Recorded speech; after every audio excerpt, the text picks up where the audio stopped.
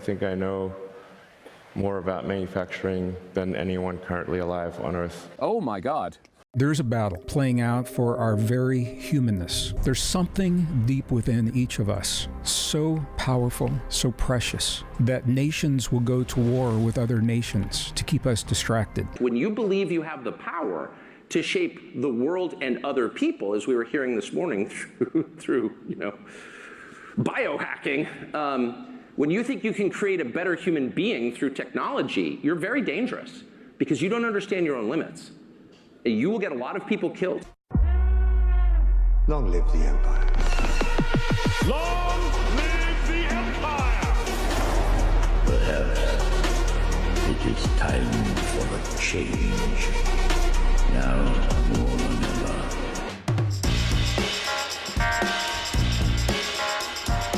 Here's what base camp looks like. Got my guitar. I got stuff gluing on it, and I got my djembe. Got some tape, got my strap, and I got my little lunch here. Hi everyone, my name is Madhead, and welcome to the first installment of Camp Sugarbush. This is ground zero. I got my little friend here, my new djembe. I'm gonna be doing a little cultural appropriations today.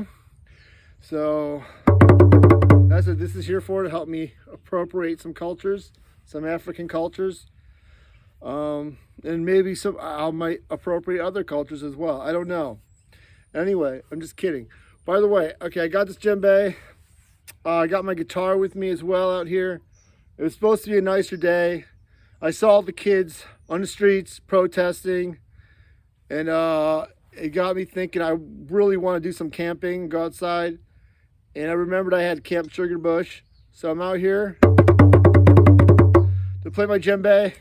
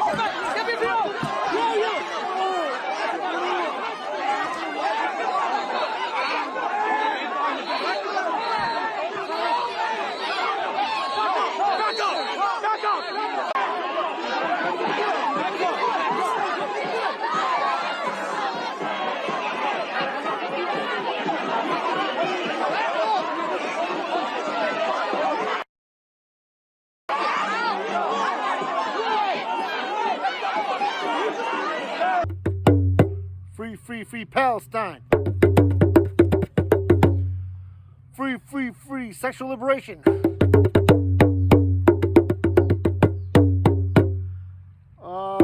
Cultural appreciation, not appropriation.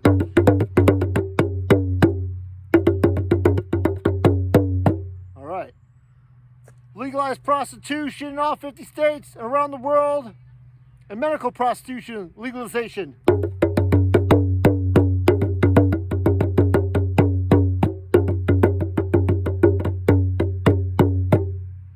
That wasn't very good.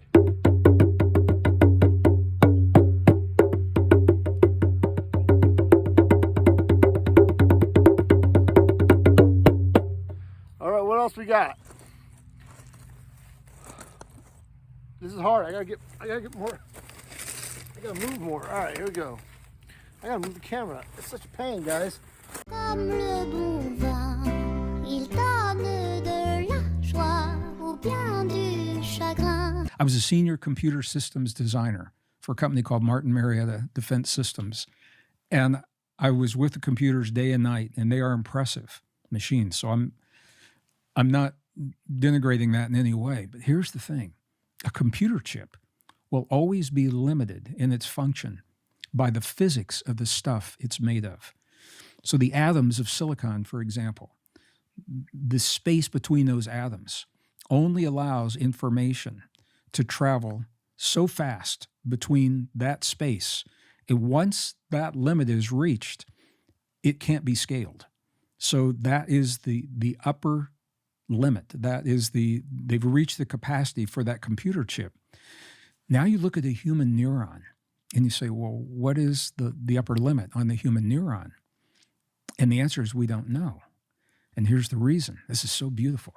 Because every time we think we reach the capacity of a neuron to hold or transmit information, what happens is that neuron adapts and it morphs, it shifts, it changes to accommodate the greater capacity that we're asking it to do. We don't know what the top end is because every time we reach it, we exceed it. That's part of our humanness. Elon Musk has a company called Neuralink, and it's actually been around for a while. And they are the first to develop the computer chip. It's not actually in the brain. It's interesting. It sits in a space above the brain and below the bone. And there's a little space in there.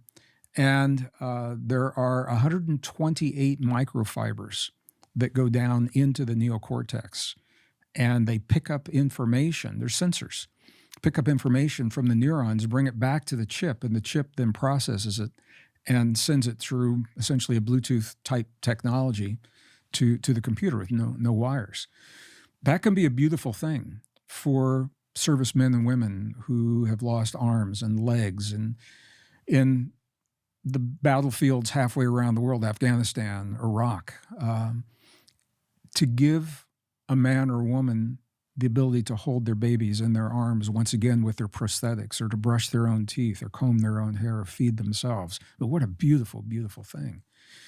And that's one of the good things that can come from all of this. There are now proposals on the table, governmental agencies proposing by the year 2030 that all newborns be implanted with a computer chip in the brain. They say to give them the edge in business and in technology, and to be able to compete successfully in life. And when I say this to a live audience, I mean, I can see people's eyes. They say, not my babies. We don't want this. So there's a part of us. This is the generation, Andre. It's not going to drag on forever. We're at this pivotal point where the technology is at this stage where we are now making a decision. And I'm fascinated by this because it's never happened before. We now have the ability to make decisions that will not change so much the world around us, but the world within us forever. This is like a pure AI system, and get a ton of them out onto the street so the service can actually work. If you're acquiring people... Holy shit, you just blew through that stoplight? Yeah. Oh, that wasn't good. Like, that's crazy. Dude, I was a little freaked out right there, I'm not gonna lie. Yeah, that wasn't good. Holy shit, what's going on here? They had cyberpunks dropping stuff onto Tesla trademark, specially designed, toughened glass made by Tesla engineers. Yeah. Yeah. Until, of course, they came to actually try it out, and it didn't go so well. Franz, could you try to break this glass, please? Sure? Yeah. Oh my fucking god. Well, maybe that was a little too hard. It didn't go through. So that's a plus side. Let's try the right. Try that one, really? Okay. Sure. Oh man, it didn't go through. Redesigning the car, they redesigned the metal ball to a baseball.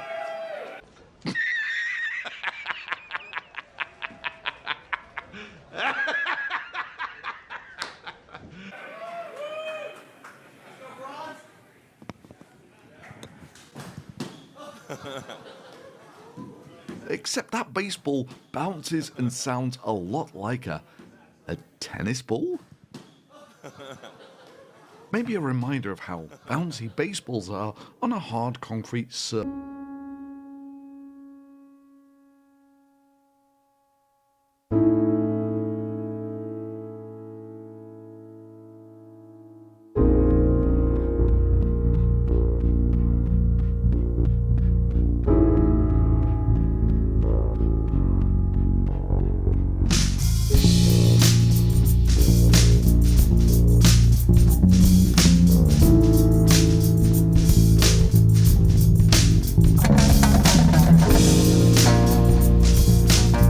gonna super glue these pieces onto the guitar.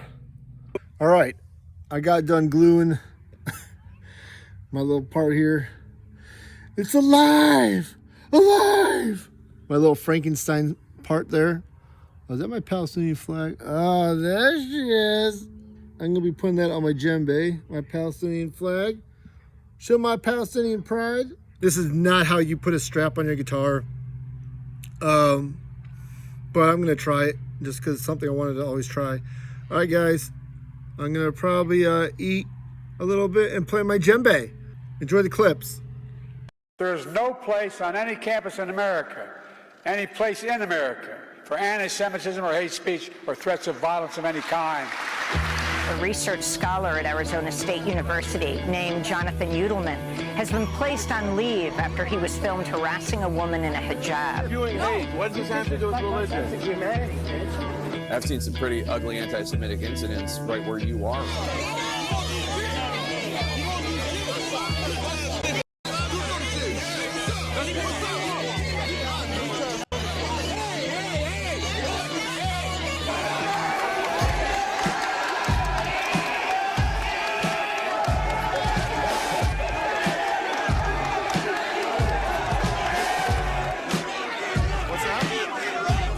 Displays of anti-Semitism, vandalism, and intimidation led to police intervention at numerous universities.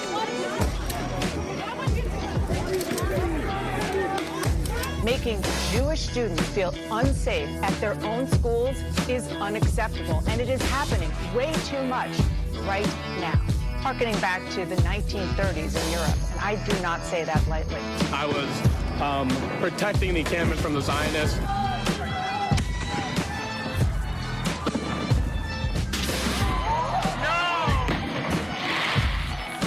They tried to take a barricade from him, and they started beating me on the back. They threw a rock at my eye.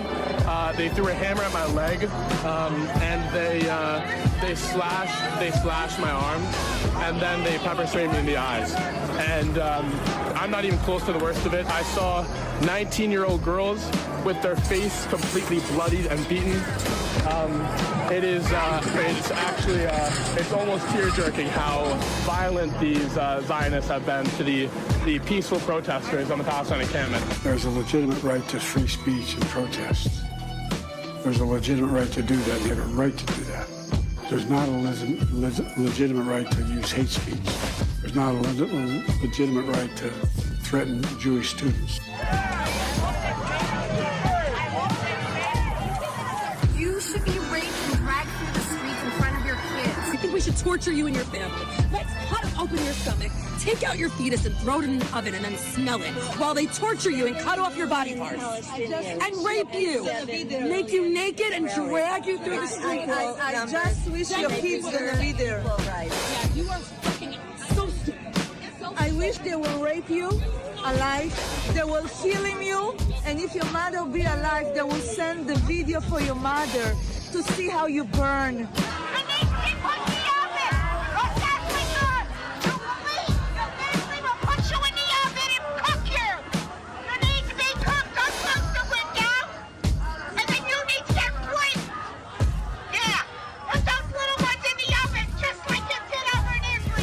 This does look like January 6th. What a terrible example for our students. It's now in the realm of violence. It's in the realm of hatred.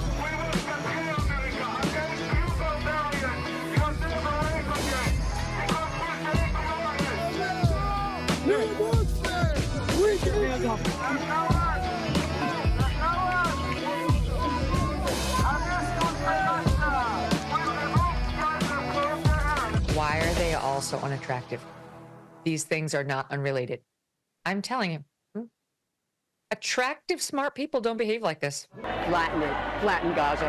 Kill all Palestinians.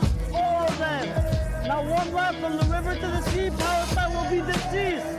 Jews forced to keep their hide, the keepers on their baseball hats, tuck their Jewish stars into their shirts. College campuses, Jewish students blocked, harassed, attacked while walking to class. I feel safer here as a Jew than I do anywhere else because I know everyone leads a collective liberation. But the only time that I have felt unsafe has been at the hands of the repressive university administration and the violent police. We cannot celebrate liberation and freedom for Jews without working and fighting for the liberation of Palestinians. When we talk about anti-Semitism on campus, that's taking the spotlight away from Gaza, away from Palestine, and the Palestinian students on campus, and putting it back onto me. I am perfectly safe here, and this has all been a distraction because they don't want us talking about the non-stop massacre of Gaza, of Palestinian civilians being taken out by the IDF. So, keep marching for Hamas, kids. Jewish Voice for Peace, Families for Ceasefire Philly, and more groups held Passover Seders on campuses Sunday.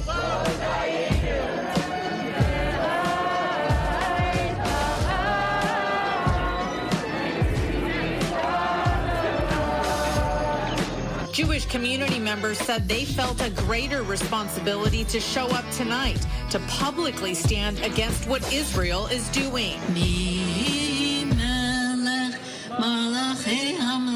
As the sun set Friday night, dozens gathered for the Shabbat blessing at UCSD, just feet away from the Gaza Solidarity Encampment.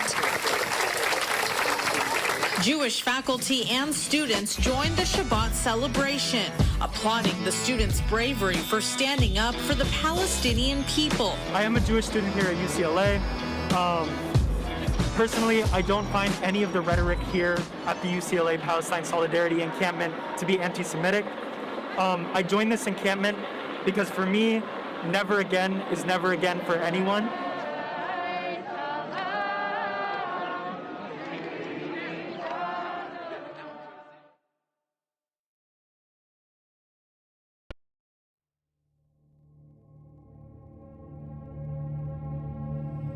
I took some key names, names like Stimson and Bundy and Bush, and I traced the political actions of these people. And by tracing their political actions through even establishment history, you could identify certain clear concepts. One is that they have backed both sides of a number of wars. They backed Nazi Germany. They backed Soviet Russia. We talked earlier this evening about the build-up of the Soviet Union. Okay, the attorney who submitted a memorandum to Woodrow Wilson recommending the recognition of the Soviet Union and assistance to the Bolshevik Russia was none other than William Thatcher. Thatcher is a member of the Order, Skull and Bones. You don't find their members in large numbers. What you find, all key organizations have a key member in place. Whether it be the Council on Foreign Relations, Trilateral Commission, the Atlantic What about the National Security Council? Oh, yes. Can you name the person? I can name CIA. Van Dyne was in CIA. William Buckley. Another interesting thing, I can't remember offhand to answer your question. I answered it with CIA. But know that we're talking about left and right. And I find that William Buckley, conservative in quotes, is a member, but so is the Reverend Sloan Coffin, who's way on the left because he organized the anti-Vietnamese War resistance. In fact, it was William Buckley's club that selected William Sloan Coffin in the next club. So here we established the phony right and the phony left. You find the representatives on the right, the representatives on the left. Now, there used to be a Marxist journal,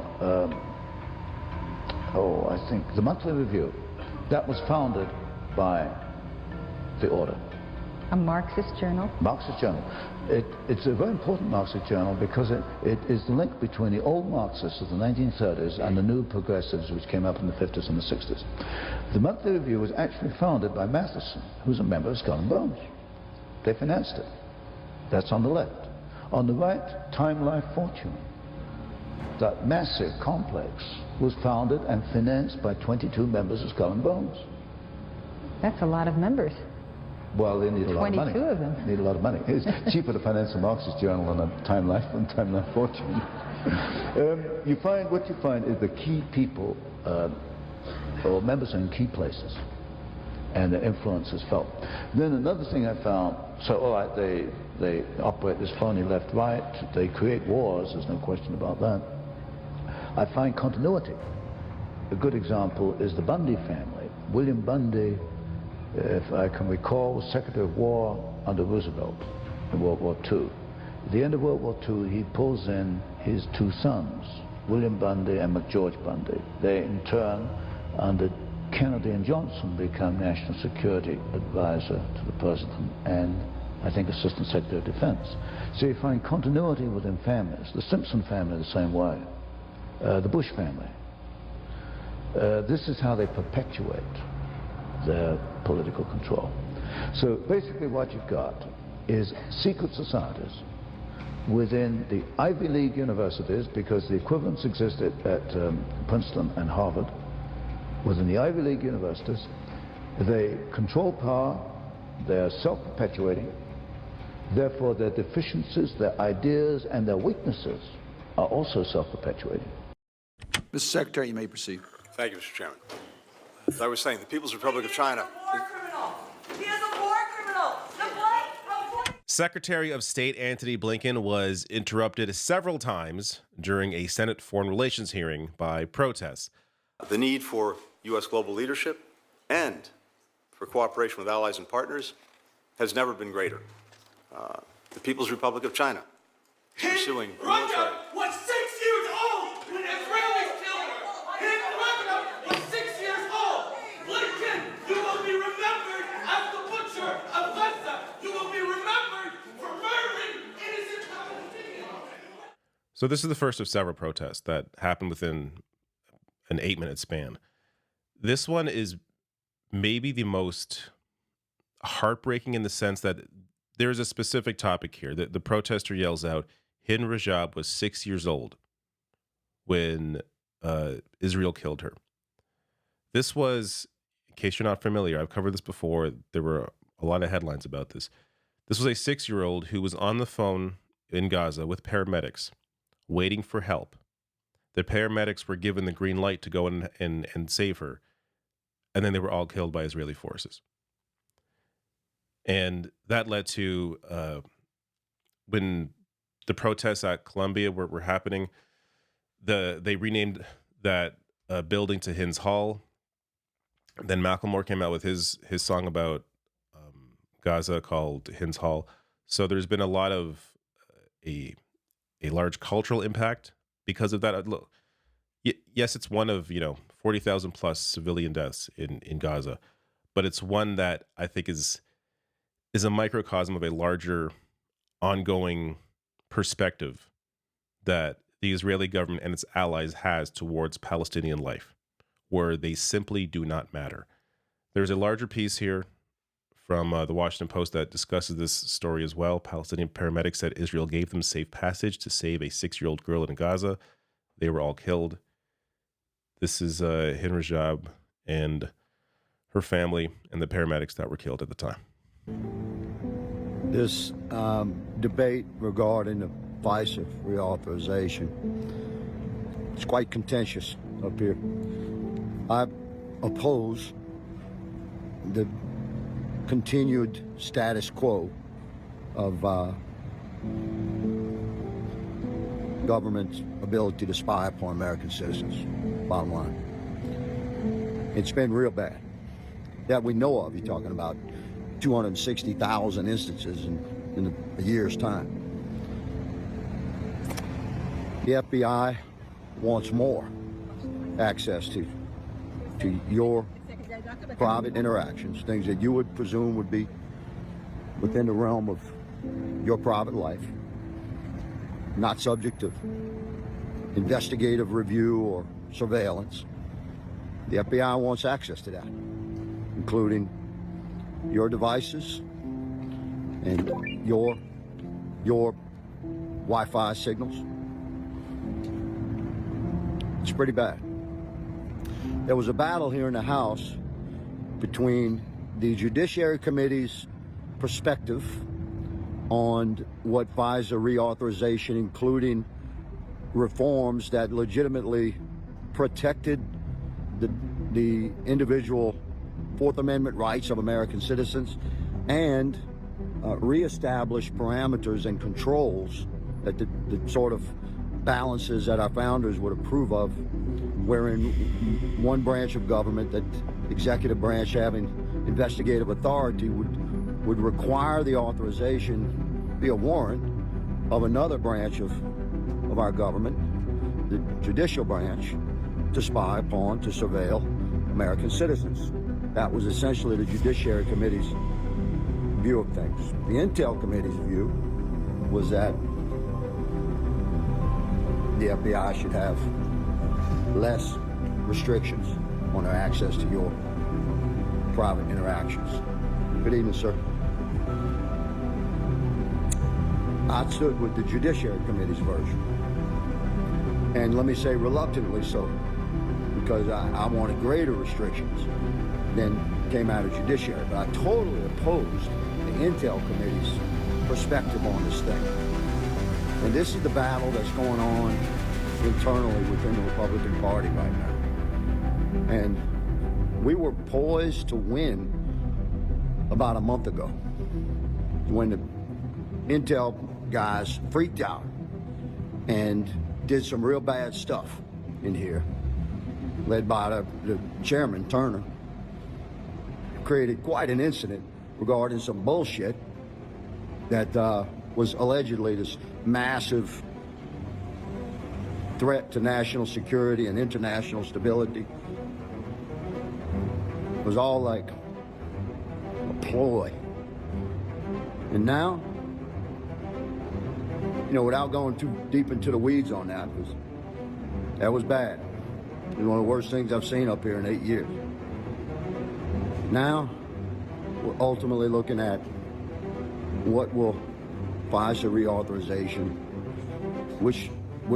what the specific language, what bill will be brought to the floor. That's what we're battling over. And some of us are going to have a real hard time, and I oppose the direction that we're going in. I support our speaker, but I oppose the direction that the House is going in with this, because I support individual rights and freedoms and liberties and constitutional protections of every American citizen. Gentlemen, good night. So, we have many amendments that we're presenting and pushing, that if those amendments pass, then maybe you can get to a yes on this FISA reauthorization. We'll see. But there's some underhanded things happening up here that affect you and your life and your freedoms and your privacy, your Fourth Amendment protections. You're seriously threatened. We have a problem here in America with the weaponization of the federal government against you. And that means we the people, we're threatened by our own federal government and the massive powers wielded by our federal investigative authorities, and their ability to spy on you and listen to and watch and document and record everything you do. The battle against that oppressive power is being fought right now in your house, here in the people's house. Men like me, we're trying to do the right thing. I'll keep you posted. Oh.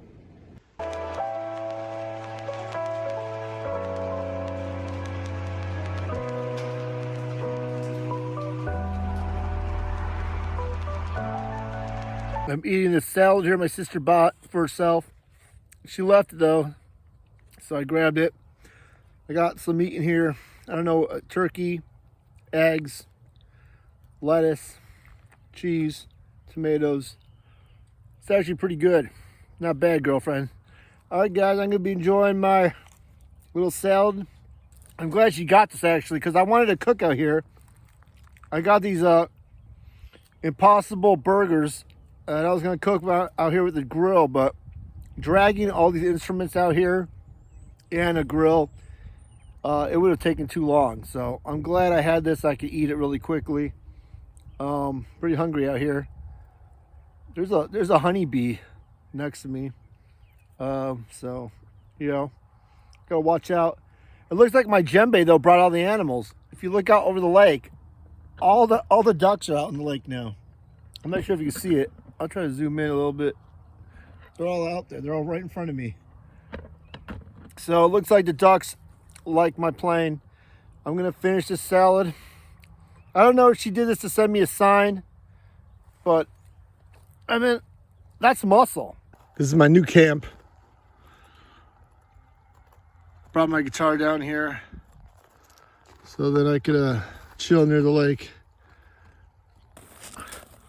One last thing. Let's see if this strap works. Now it's been, I don't know, about 45 minutes. I'm gonna try to hook it on. Let's see if we have any luck here. I don't know, fingers crossed. I mean, kind of works.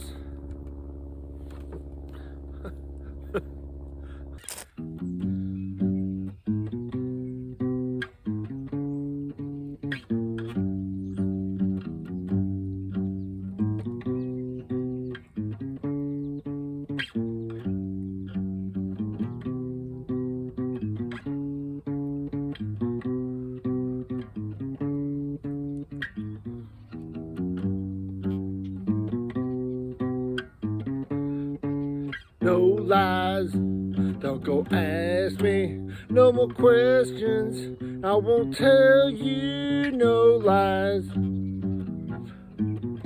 Oh, I go home banging at a wonky-tonk bar.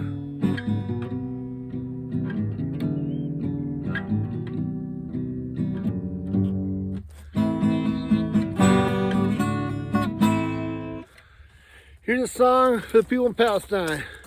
I see the kids on the street. I see them marching. I see the kids. I see the kids on the street. Marching to a sound of a different beat. And I wonder, will it ever change? I see the kids wondering what is wrong. They don't know what is right.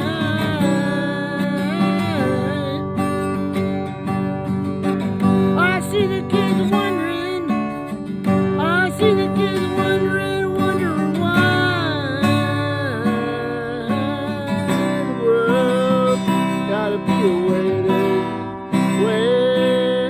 Why the world is the way it is.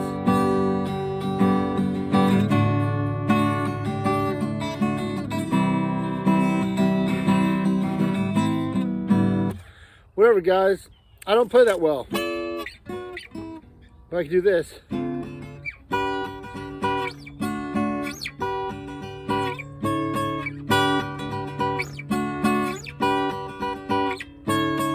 And it's alright, and it's alright. I like playing outside because it's like, I feel like I'm being closer to my dreams.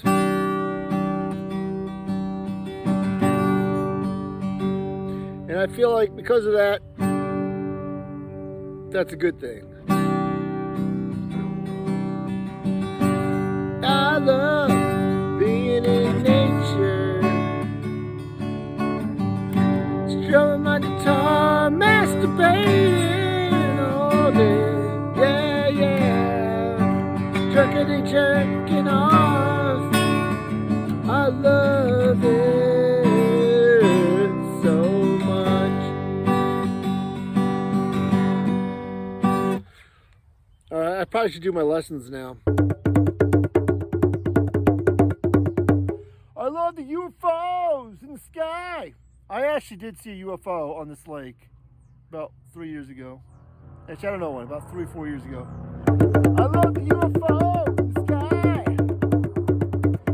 I love the guy revving his motorcycle engine.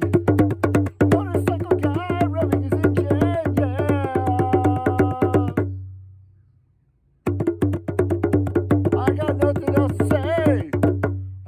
djembe.